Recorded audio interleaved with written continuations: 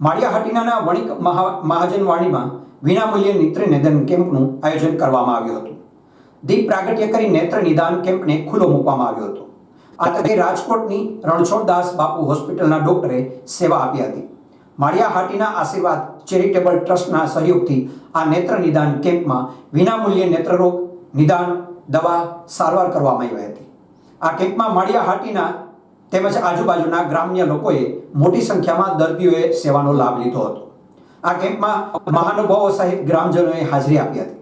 આ કેમ્પને સફળ બનાવવા મહેન્દ્રભાઈ ગાંધી સહિતના કાર્યકરોએ ભારે જહેમત ઉઠાવી હતી।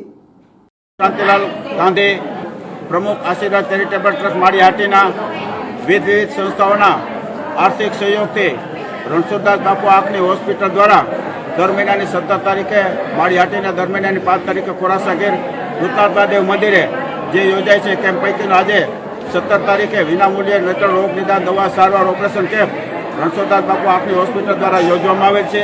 આ કેમ્પમાં વિશાળ સંખ્યામાં દર વખતે હાજર રહે છે।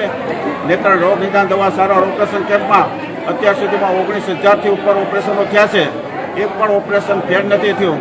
દર્દીને લઈ જવા મૂકી જવા અને ઓપરેશન નેત્રમણી રહેવા કારવા જમવાની વ્યવસ્થા ચશ્મા તેમજ ધાબળો પણ ફ્રી આપવામાં આવે છે।